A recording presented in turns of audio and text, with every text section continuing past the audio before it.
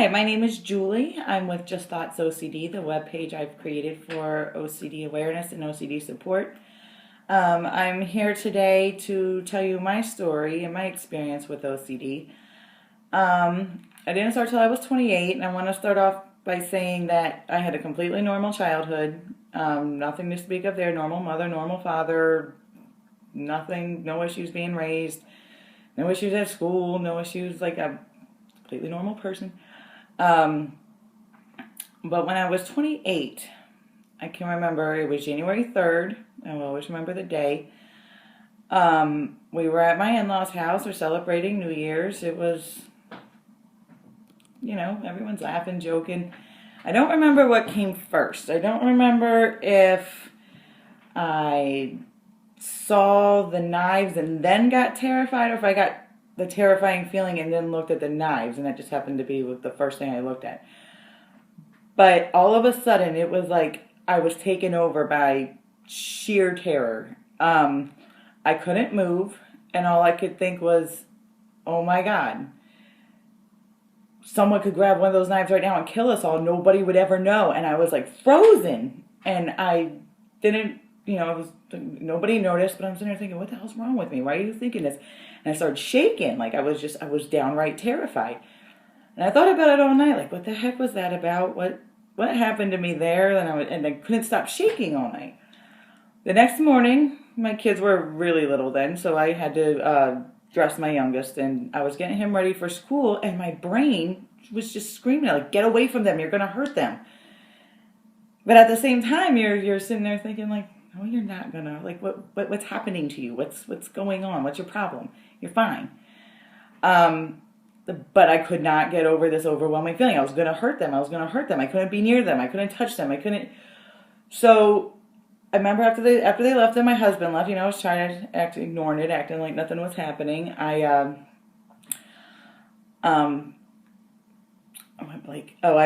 went and I tried to read a magazine. I remember I tried watching TV. I tried to do anything I could to just get my mind off whatever the heck it was that was going on. And all of a sudden, I just went into, nothing was working. I remember I went upstairs, and I think that was the first time I ever had a full-blown panic attack. I just bawled and cried, and this feeling came over me. And that was the beginning of hell for me. I remember this went on every day, all day for a week. And I finally had a breakdown in front of my husband and was like, you can divorce me. Like, I don't know what to do. I have to tell you. And I told him, like, I can't get near anybody. I can't look at anybody. I'm so afraid I'm going to hurt somebody. I don't understand what's happening to me. And I just had this big meltdown. And he was, Julie. He goes, calm down. You're normal. I remember he poured me a drink, and he's like, you need to go to the doctor. It's anxiety, but you're completely normal. You're not some sort of monster. You're completely fine. And all fairness to my doctor, I was not very honest with him. I didn't really know what to say when I went. It was beginning of February till I could get in, and at this point he put me on a medicine. And I just kind of said, I'm having panic attacks. I'm nervous. I'm anxious. I didn't tell him what was going on. So I, sorry, I'm going blank. By this point, I was very, I couldn't be alone with anybody, especially the kids. If my kids were homesick from school, I'd have to get out of the house. Nothing could happen if we weren't in the house. Like, we had to get out of the house. And that became my compulsion. Like, I couldn't be alone with anybody. It didn't matter if it was my kids, my husband, my friend. Like, if we were alone, my brain was, you got to get out of there. You got to get out of there. You can't be alone. And I would walk. I remember the one day my daughter was homesick from school, and I felt so bad for her because I made her come sick as hell outside walking around because I couldn't be in the house with her. I had developed other compulsions, like as far as knives or my exercise weights, screwdrivers, pencils, anything that could scissors, anything that could possibly hurt somebody, I had covered up in my house. An example of one day was I was trying to carry on like normal and like nothing was happening to me. And the one day I was exercising, and I remember I couldn't exercise. I was downright panicked. Like, I had to get rid of the knives. The knives have to get out of the house. I can't have them in the house. I'm gonna hurt somebody.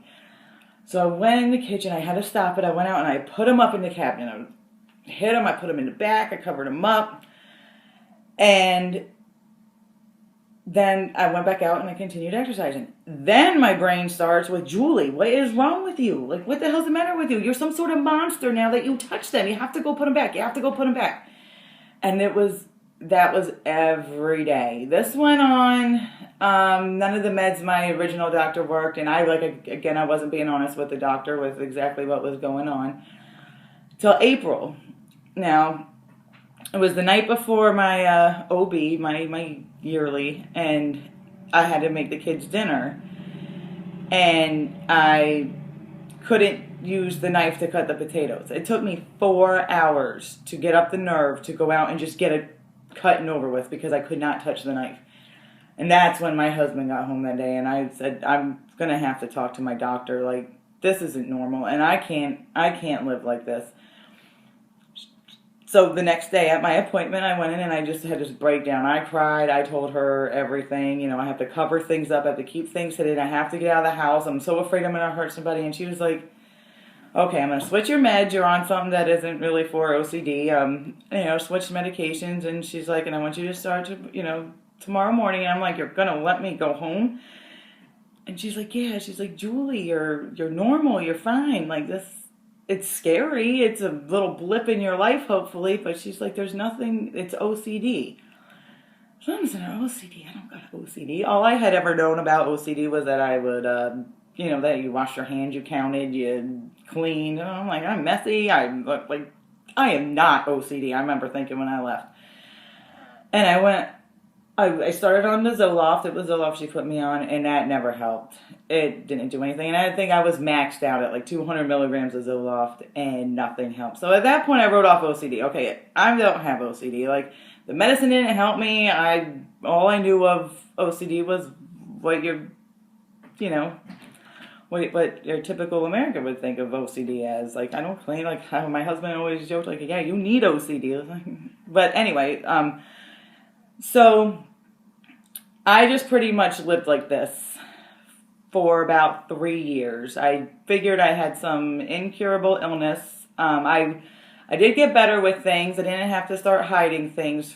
I didn't need to leave the house when I was home with the kids anymore. I didn't need to cover.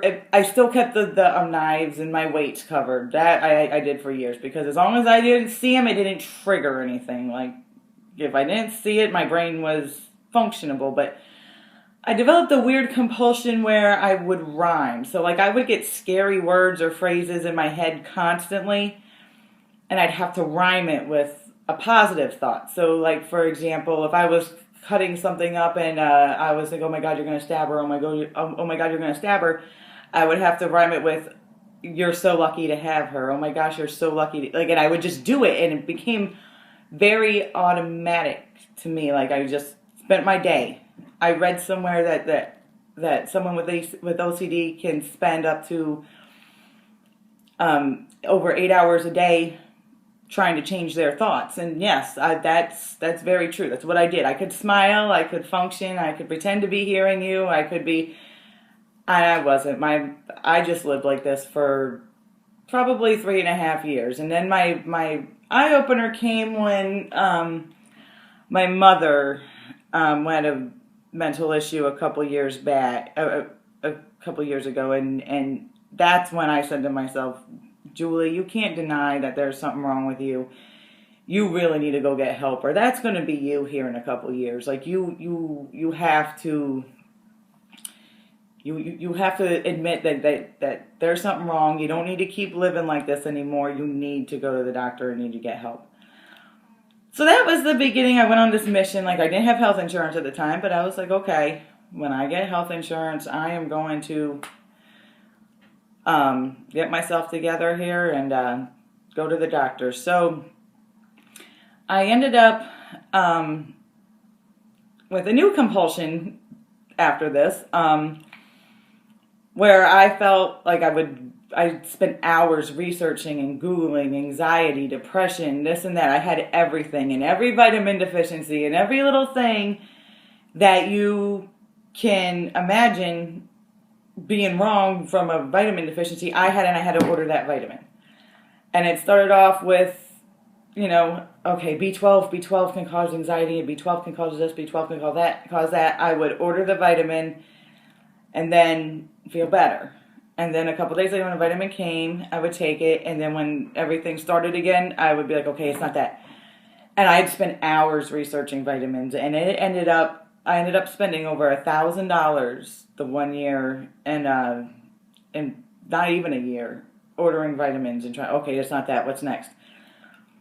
And then I just remember I got so sick of it the one day, and I realized how much I was spending. I looked at my vitamin collection, and it was every time I got a bad, scary thought, order a vitamin, feel better, and it was just this nonstop.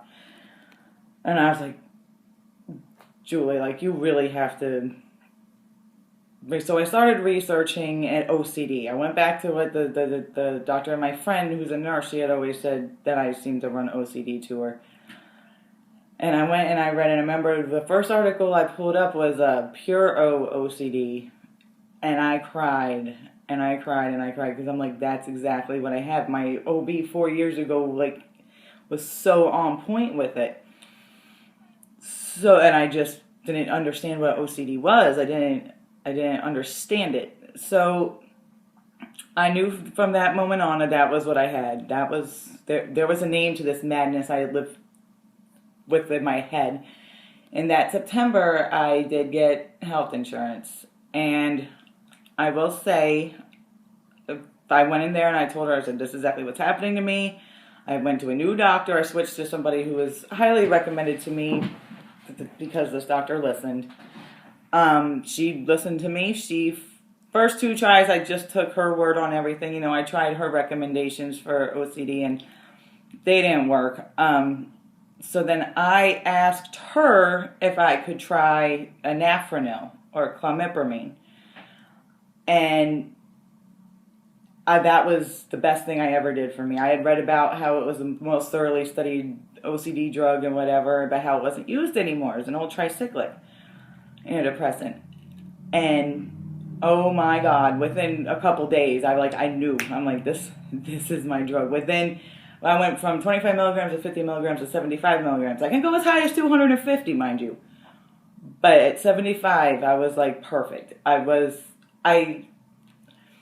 still get thoughts. I still have my OCD, but what I'm able to do now is I can say, Julie, you're being ridiculous, and go about your day. It's not days of my brain, of being stuck in my head, of being, of rhyming. I don't do that anymore. I just kind of let it be. Like, I treat it like it's a bratty 2-year-old. I have to, if I give it any attention whatsoever, then, I'm giving it energy, and I'm giving it the power to start taking over me. And I would have never been able to do that without the medication.